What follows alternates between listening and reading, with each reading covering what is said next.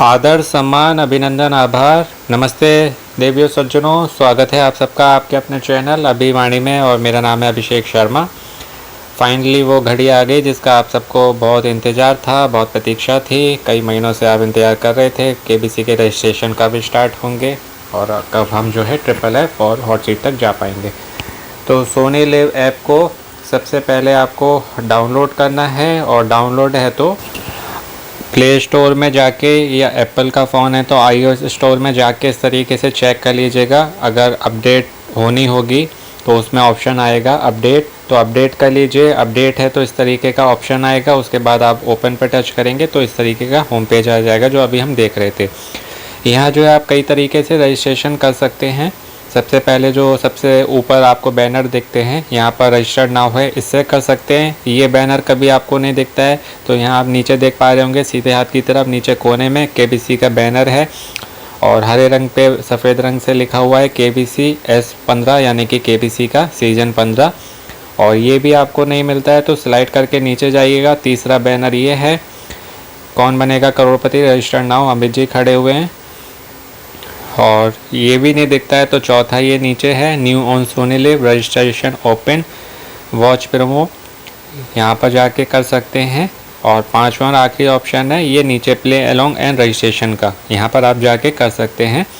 तो मैंने आपको पांचों ऑप्शन दिखा दिए। और छठा ये नीचे और दिख रहा है सोनी का कौन बनेगा करोड़पति का गोला हरे रंग पे बैंगनी रंग से बना हुआ है जो सीधे हाथ पे नीचे कोने पे।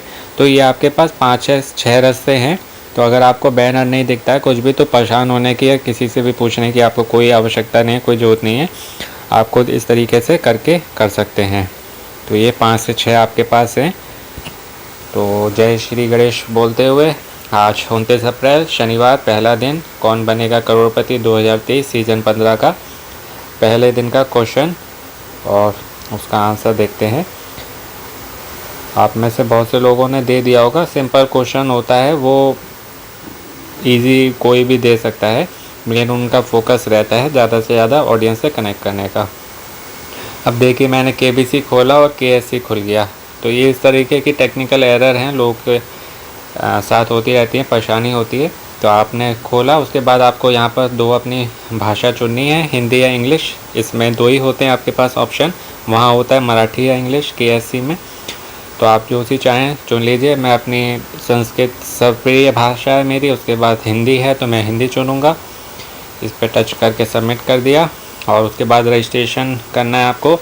तो रजिस्टर करें पे आपको क्लिक करना है और इनकी नियम शर्तों को आपको स्वीकार करना पड़ेगा। यहाँ आपका नंबर है, आप अपना नंबर डाल देंगे। आगे जाएँ मीन्स नेक्स्ट। उसके बाद कृपया अपना जेंडर चुनें, पुरुष हैं मेल हैं तो पहला वाला, महिला हैं फीमेल हैं लेडीज़ हैं तो दूसरा वाला या गर्ल हैं, और अन्य हैं, अन्य में जो है ट्रांसजेंडर जो होते हैं किन्नर वो आते हैं तो वो अन्य को चुनेंगे यानी कि तीसरे वाले को। तो मैं पुरुष में आता हूँ तो मैं ऑप्शन के साथ जाऊँगा पहले वाले। आगे जाएँ पे करेंगे, जब आप टच करेंगे तो हरे रंग का हो जाएगा। फिर ये पूछ रहे हैं कि हमें अपनी उम्र बताएं 29 अप्रैल 2023 को पूरे हुए वर्षों में। तो यहाँ पर आपको अपनी वो वाली एज एंटर करनी है जो आपके डॉक्यूमेंट्स में। कई बार क्या होता है रियल एज जो होती है हमारी वास्तविक आयु वो अलग होती है और जो डॉक्यूमेंट्स में होती है यानी कि हमारे पहचान पत्र पे, मार्कशीट पे या आधार कार्ड पे तो वो अलग होती है। तो जो आप एक डॉक्यूमेंट्स में हो वो वाली आपको डालनी है। वही जब ये मांगेंगे तो आपको दिखाना पड़ेगा, रियल वाले से इन्हें कोई मतलब नहीं है, वो आपकी बात है। इनको जो है डॉक्यूमेंट्स से आपके मतलब है एज अ प्रूफ। तो जो डॉक्यूमेंट्स में वो डालिएगा, भले ही उसमें आपकी कम हो या ज़्यादा हो, जो भी है वो डॉक्यूमेंट्स वाली डलेगी। पहचान पत्र, आधार कार्ड या आपका मार्कशीट जो होती है हाई स्कूल की उसमें होता है तो वो वाली डालिएगा। और इस बात का ध्यान रखना है कि 29 अप्रैल 2023 में आप कितने वर्ष के हो गए हैं, ये मैं अपने लेवल फर्स्ट वाले वीडियो में डिटेल में बता चुका हूँ। केवल शॉर्ट में आपको ये बता देता हूँ कि जैसे मान लीजिए 29 अप्रैल को आप जो है पहला वाले की बात करते हैं 18 से 30 है, दूसरा है 31 से 50, तीसरा है 51 से अधिक। यानी कि 51 और उससे अधिक जितने भी हैं, चाहे वो 60 वर्ष के हैं, 70 वर्ष के हैं, वो जो है तीसरे वाले को चुनेंगे। 31 से 50 वाले दूसरे वाले को चुनेंगे और 18 से 30 वाले पहले वाले को। 18 से कम वाले रजिस्ट्रेशन नहीं कर सकते इसके लिए। तो अगर मान लीजिए आपकी जो आयु है वो हो गई है कि 29 अप्रैल को 29 वर्ष और कुछ माह कुछ दिन, या 29 वर्ष कुछ दिन, तो आपको महीने और दिन नहीं गिनने हैं, केवल 29 अप्रैल यानी कि आज की तारीख में आप जितने वर्ष के होते हैं अपने डॉक्यूमेंट्स की डेट ऑफ बर्थ के अनुसार, जन्म तिथि के अनुसार आप जितने वर्ष के होते हैं केवल वो आपको डालना है। महीने नहीं गिनने हैं, दिन नहीं गिनने हैं। तो मैं जो हूँ दूसरी कैटेगरी में आता हूँ 31 से 50 के बीच में, तो मैं वो चुनूँगा। उसके बाद आगे जाएँ पर टच करना है। फिर यहाँ पर आप देश के किस क्षेत्र में रहते हैं, तो मुंबई दिल्ली वाले जो हैं वो पहले वाले को चुनेंगे। गुजरात, दादरा नगर हवेली और दमन और दीव वाले दूसरे वाले को चुनेंगे। महाराष्ट्र यानी कि मुंबई के अलावा और गोवा वाले तीसरे को चुनेंगे।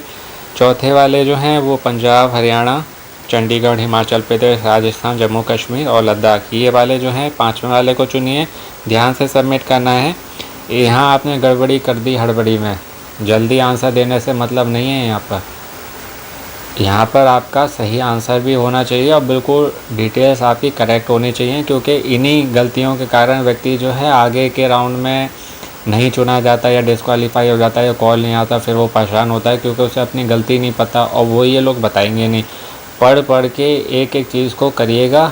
आंसर देने के लिए 24 घंटे हैं। आप सोचिए कि 9 बजे आया, आपने 9:01 पे दे दिया तो आप सेलेक्ट हो जाएंगे, ऐसा कुछ नहीं है। ये आप बार बार आंसर सबमिट करेंगे मैसेज भेज के तो आपका चांस बढ़ जाएंगे, ऐसा भी नहीं है। फर्स्ट वैलिड एंट्री, वैध जो है एंट्री आपकी होगी, आंसर होगा, वो ही चुना जाएगा। तो ध्यान से सबमिट करिएगा। अभी आपको मैं थोड़े और आगे जो है टिप्स ट्रिक्स दूंगा। और उसके बाद पाँचवें मध्य प्रदेश और छत्तीसगढ़ वाले पाँचवें वाले को चुनेंगे। उत्तर प्रदेश, उत्तराखंड, बिहार वाले और झारखंड वाले छठे को। पश्चिम बंगाल, उड़ीसा, सिक्किम, असम, पूर्वोत्तर राज्य वाले सातवें को चुनेंगे। मैंने आपको पहले ही बताया था, इन्होंने 8 जोन में बांटा है, ये 8 हो गए। और 8वां है शेष भारत, यानी कि इसके अलावा आप जहाँ कहीं के भी हैं तो शेष भारत को चुनेंगे। अब जैसे मैं उत्तर प्रदेश को बिलोंग करता हूँ, उत्तर प्रदेश से आता हूँ, तो वो है छठे वाले में, तो मैं इस पर टच करूँगा और आगे जाएं पे टच करूँगा। उसके बाद क्या आप एक ग्रेजुएट हैं, यानी कि क्या आप स्नातक हैं, ग्रेजुएशन किया है? तो अगर आपने किया है तो हाँ करेंगे, नहीं किया है मान लीजिए अगर आपका कंप्लीट नहीं हुआ तो आपको नहीं करना है। अगर आपका कंप्लीट हो गया है 3 वर्ष का, तभी जो है आपको हाँ करना है। आप भले ही तीसरे वर्ष के अभी पेपर देंगे तो आप ग्रेजुएट नहीं माने जाएंगे। पूरा होने के बाद जब आपके पास डिग्री आ जाती है तब आपको पूरा माना जाता है, क्योंकि आपके पास जब डिग्री नहीं होगी और ये मांगेंगे तो आप दिखाएंगे क्या, है ना। तो उस चीज़ का ध्यान रखिएगा, कई लोगों से ये गलती होती है। तो मैं तो ग्रेजुएट का पोस्ट ग्रेजुएट हूँ, तो मैं हाँ पे जाऊँगा। आगे जाएँ, इस पर क्लिक किया। फिर ये पूछ रहे हैं आपका व्यवसाय क्या है, यानी कि आप क्या काम करते हैं। ऑप्शन है, मतलब पहला वाला है सरकारी कर्मचारी हैं या सशस्त्र सेना में हैं, यानी कि आर्म फोर्सेस, पुलिस वगैरह में। दूसरा है आपका स्वयं का रोजगार है, यानी कि बिजनेसमैन है या एंटरप्रेन्योर जो होते हैं, उद्यमी हैं, वो हैं। आईटी, इंफॉर्मेशन टेक्नोलॉजी सेक्टर में हैं, बीपीओ में हैं, कानूनी और वित्तीय सेवाएं में हैं, यानी कि वकील हैं या कोर्ट कचहरी से जुड़े हुए हैं। चौथा है शिक्षक हैं, छात्र हैं, शोधकर्ता हैं, रिसर्चर हैं या वैज्ञानिक हैं, साइंटिस्ट हैं। पांचवा है किसान है या खाद्य प्रसंस्करण से जुड़े हुए हैं, यानी कि खाद्य पदार्थ जो होते हैं उनसे जुड़ी हुई चीज़ों से। बहुत ध्यान से आपको एक एक बात पढ़ के सबमिट करना है, तो इसलिए समय ले लीजिए, कोई बात नहीं। 24 घंटे हैं, 24 घंटे में आप कल भी आंसर सबमिट करेंगे 8 बजे, 8:30, पौने 9 तक, तब भी चलेगा। जल्दी सबमिट करने से कोई चांस नहीं मिलने वाला। उसके बाद है अगला, आप डॉक्टर हैं या स्वास्थ्य सेवाओं से जुड़े हुए हैं, यानी कि हेल्थ सर्विसेज से जुड़े हुए हैं। सातवां है यात्रा और पर्यटन, यानी कि आप ट्रैवल टूरिज्म से जुड़े हुए हैं, या मीडिया और खुदरा, यानी कि मीडिया एंड रिटेल से जुड़े हुए हैं। और आठवां और आखिरी है आप अन्य में आते हैं, यानी कि आप गृहिणी हैं, होम मेकर हैं, आप कलाकार हैं, यानी कि आर्टिस्ट हैं, दैनिक वेतन वाले हैं, जो लेबर क्लास होता है, जो रोज़ की कमाई करते हैं, दैनिक वेतन वाले जो मिलते हैं, मज़दूर कैटेगरी में जो भी आते हैं डेली मजदूरी करना कमाना, तो उनको बोलते हैं डेली वेजेस अर्नर्स या दैनिक वेतन वाले। यह नियोजित नहीं, यानी कि आप अभी तक एम्प्लॉयमेंट आपको नहीं मिला है, आप बेरोज़गार हैं, अभी आपके पास नौकरी नहीं है, तो वो जो है ये वाला चुनेंगे। अब जैसे मैं मान लीजिए एंटरप्रेन्योर हूँ, बिजनेस एंटरप्रेन्योर हूँ, तो मैं जो हूँ इसके साथ जाऊँगा ऑप्शन बी। इसको आप ध्यान से सबमिट करिएगा, ये बाद में नहीं बदली जाएगी ये चीज़, तो इसलिए ध्यान से। दर्ज कर दिया, इस पर टच करके सबमिट कर दिया और ये इस तरीके का क्वेश्चन आ जाएगा। आज का पहला प्रश्न है जो कि है 2023 में गणतंत्र दिवस परेड के मुख्य अतिथि अब्देल फतह अल सीसी किस देश के राष्ट्रपति हैं? Abdel Fattah el-Sisi, who was the chief guest at the Republic Day parade in 2023, is the president of which country? Options हैं सऊदी अरब यानी कि सऊदी अरबिया, बी ईरान, सी मोरक्को या डी मिस्र यानी कि इजिप्ट। तो ये जो है मिस्र देश के राष्ट्रपति हैं। इनकी थोड़ी सी डिटेल्स आपको बता देता हूँ आंसर सबमिट करने से पहले। आप चाहें तो सबमिट कर सकते हैं, इस पार्ट को स्किप कर सकते हैं। अगर थोड़ी जीके इम्प्रूव करनी है तो मैं थोड़ी सी इनसे रिलेटेड आपको जीके बता देता हूँ, जिससे आपकी हेल्प हो जाएगी। हालांकि ये नाम भी आपको बड़ा लग रहा होगा कि इनका यही नाम है, पर ये नाम नहीं है, इनका इससे भी बड़ा नाम है। पूरा नाम बता देता हूँ, अब्देल फतेह सईद हुसैन खलील अल सीसी, ये इनका पूरा नाम है। रिपीट कर देता हूँ एक बार फिर से, अब्देल फतह सईद हुसैन खलील अल सीसी, ये है इनका पूरा नाम।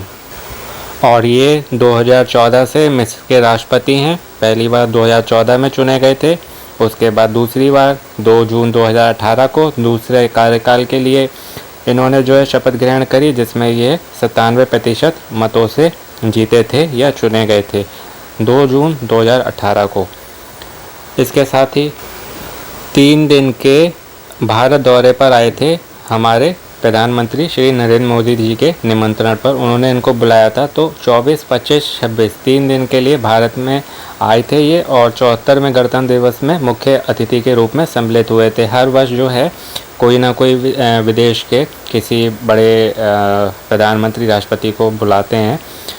तो इस बार जो है इनको बुलाया था क्योंकि 21-22 में कोरोना के कारण जो है नहीं हो पाया था गणतंत्र दिवस, तो इस बार इनको बुलाया था 2023 में। अब ये सारी बातें जानने के बाद आपके मन में प्रश्न उठना चाहिए कि इन्हीं को क्यों बुलाया और मतलब किसी को क्यों नहीं बुलाया। तो जैसे मैंने आपको बताया 21-22 में कोरोना के कारण जो है गणतंत्र दिवस की परेड नहीं हो पाई थी, तो इनको जो है 2022 में बुलाना था। क्यों बुलाना था? क्योंकि भारत मिस्र के जो पॉलिटिकल रिलेशंस हैं ना, राजनयिक संबंध इनको बोलते हैं, तो उसके 75 वर्ष 2022 में पूरे हुए थे, लेकिन गणतंत्र दिवस की परेड नहीं हुई, इसलिए इनको जो है 2023 में बुलाया। इसलिए इनको बुलाया, तो आपको पता होना चाहिए इन्हीं को क्यों बुलाया, तो इसलिए बुलाया। और राष्ट्रपति बनने के बाद जो है ये तीसरी बार भारत दौरे पर आए थे। ये भी आपको मालूम होना चाहिए कि पहले भी 2 बार आ चुके हैं, राष्ट्रपति बनने के बाद ये तीसरी बार भारत आए हैं। बहुत से लोग मैंने देखा, या कुछ लोग कहेंगे गणतंत्र दिवस और स्वतंत्रता दिवस में उलझन में रहते हैं, कन्फ्यूज़न में रहते हैं, यानी कि इंडिपेंडेंस डे और रिपब्लिक डे। तो गणतंत्र दिवस वो है जब हमारा गणतंत्र लागू हुआ था 26 जनवरी 1950 को, उसको बोलते हैं रिपब्लिक डे। और इंडिपेंडेंस डे होता है 15 अगस्त 1947 जब भारत आज़ाद हुआ था, उसको बोलते हैं स्वतंत्रता दिवस। तो गणतंत्र दिवस मीन्स रिपब्लिक डे 26 जनवरी 1950 को मनाया जाता है, और स्वतंत्रता दिवस जो है इंडिपेंडेंस डे वो 15 अगस्त 1947 15 अगस्त 1947 को हमारा स्वतंत्रता दिवस इंडिपेंडेंस डे मनाया जाता है। तो ये आपको मालूम होना चाहिए, कई बार कन्फ्यूज़न हो जाता है। इसके साथ ही ये मिस्र के यानी कि इजिप्ट के जो है 16वें राष्ट्रपति हैं, 16th। तो इतनी सारी डिटेल्स बताने के बाद मुझे नहीं लगता कोई डाउट रहा होगा आपको कि मिस्र है या नहीं है, मिस्र होगा या नहीं होगा, या क्यों होना चाहिए क्यों नहीं होना चाहिए, इतनी डिटेल्स बता दी तो आप 100% आप श्योर हो जाइए, हम इसके साथ जा सकते हैं। क्योंकि जितना अधिक व्यक्ति ज्ञानवान उतना अधिक धनवान। तो अगर आपको हॉट सीट तक जाना है, ज़्यादा से ज़्यादा धनराशि जीतनी है, तो ज्ञान भी अधिक से अधिक होना चाहिए। केवल क्विज खेलने से या आंसर देने से बात नहीं बनने वाली, आपके पास अपना व्यक्तिगत ज्ञान होना चाहिए, पर्सनल नॉलेज।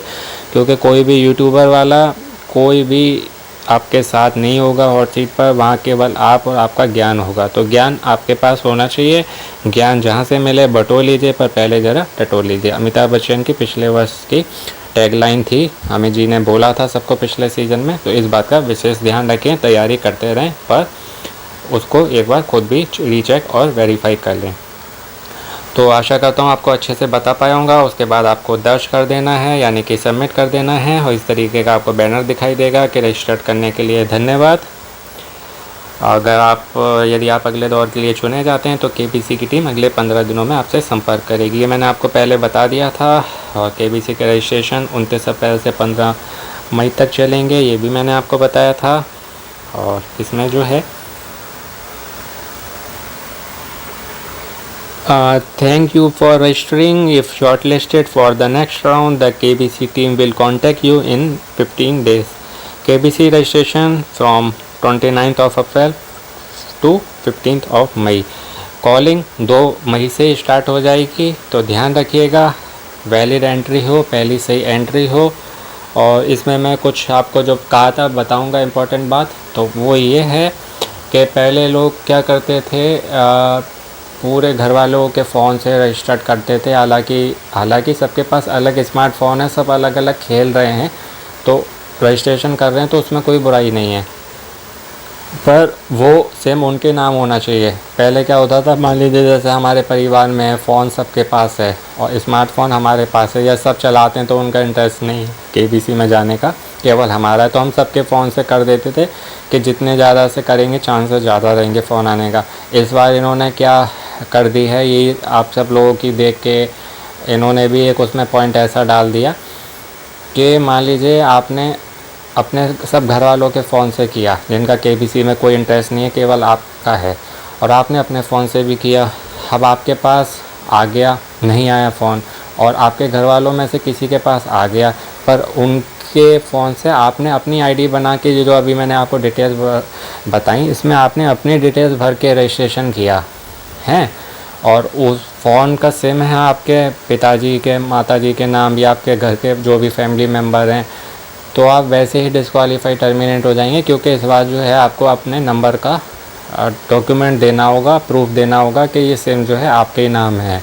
तो इस बात का ध्यान रखिएगा, वरना बाद में फिर परेशान होंगे, कमेंट करेंगे, अलग अलग वीडियोस पे लोगों के अलग अलग ग्रुप में पूछेंगे, कोई हेल्प नहीं कर पाएगा। तो जिनको मालूम है बहुत अच्छा है, नहीं मालूम है तो ये बात जान लीजिए। अगर आपको चांसेस बढ़ाने हैं, आप अलग अलग कंपनी के सिम ले लो अपनी आईडी से, उससे आप कर लो। घर वालों के करोगे, वो उनके आधार कार्ड से लिए हुए सिम होंगे, उसमें उनकी आईडी लगी है।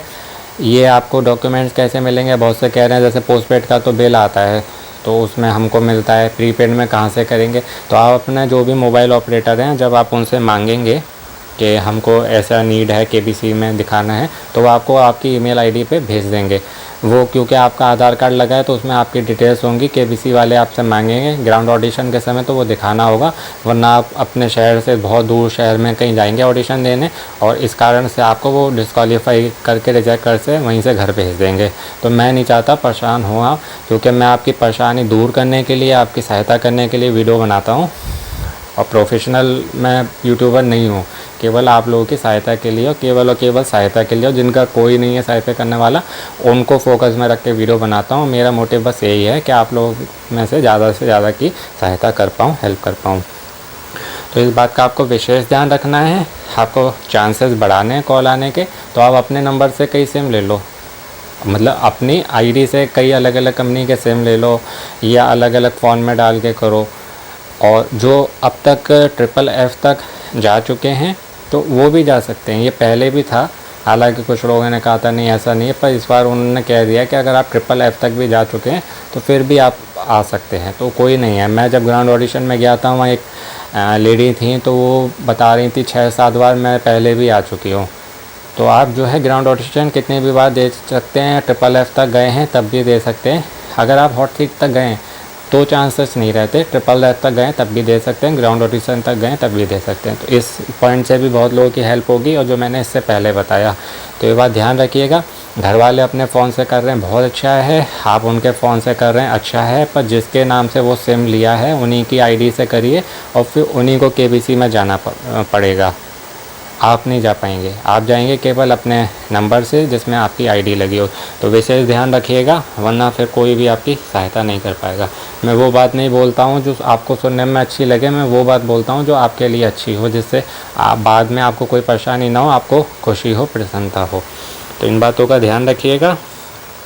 आशा करता हूँ आपको अच्छे से बता पाया हूँगा। आप सभी को बहुत बहुत शुभकामनाएं, बधाई। All the very best and best of luck. अपनों का ध्यान रखें। इसका उत्तर आज जो है 30 तारीख को रात में 9 बजे से पहले, यानी कि 20:59 तक कभी भी दे सकते हैं, पर लास्ट मोमेंट पे खतरों खिलाड़ी नहीं बनिएगा। ना जल्दी देने से कोई लाभ है, ना खतरों खिलाड़ी बनने से। कल आप 8:30 पौने 9 तक दे सकते हैं। जल्दी देने से कॉल नहीं आता है, केवल वैलिड एंट्री वालों का आएगा। और मैं एक बार जो है मैसेज वालों का भी बता देता हूँ कि मैसेज कैसे आपको करके सबमिट करना है आज के आंसर का। तो ये तो था स्मार्टफ़ोन वालों के लिए। अब मैं उनके लिए बताता हूँ जिनके पास सादा फ़ोन है, जो टीवी पे देख के आंसर देते हैं। तो आपने टीवी में क्वेश्चन देख लिया होगा, उसका आंसर ऑप्शन डी होगा, इजिप्ट या मिस्र। तो कैसे करना है, सबसे ऊपर जो रिसिपेंट आता है जिसमें आप किसी को मैसेज भेजते हैं, तो उसका नंबर डालना होता है। तो वहाँ आपको इनका नंबर डालना है, जो कि है 50 90 93 50 90 93 509093। ये आपने डाल दिया यहाँ पर। उसके बाद ये नीचे आपको बॉक्स दिख रहा है, यहाँ आपको मैसेज टाइप करना है। क्या टाइप करना है, कैपिटल में, यानी कि सभी बड़े अक्षरों में KBC लिखेंगे। उसके बाद स्पेस देना है, उसमें फिर आपका ऑप्शन जो भी है, जैसे आज का है ऑप्शन डी, तो यहाँ डी लिखेंगे, फिर स्पेस देंगे। उसके बाद आपकी आयु, आज 29 तारीख को जितने वर्ष के आप हो रहे हैं वो डालिएगा, जितनी भी है। मैं एग्जाम्पल बता देता हूँ, मान लीजिए जैसे आपने 34 डाली। और उसके बाद आप मेल हैं तो M, फीमेल हैं तो F, और ट्रांसजेंडर हैं तो O। तो उस हिसाब से आप डालेंगे यहाँ पर ऐसा। तो ये रहेगा फॉर्मेट। अगर आपके पास सादा फ़ोन है तो आप मैसेज कर दीजिए, और इसको भेजने के आपको जो है 3 रुपये का चार्ज कटेगा। तो मेन में बैलेंस होना चाहिए। जियो में शायद नहीं कटता है, तो इस कारण से मुझे जियो अच्छा लगता है। पर अगर आपका और नेटवर्क का सिम है तो उसमें आपका 3 रुपये जाएगा। तो मेन बैलेंस में आपका बैलेंस होना चाहिए।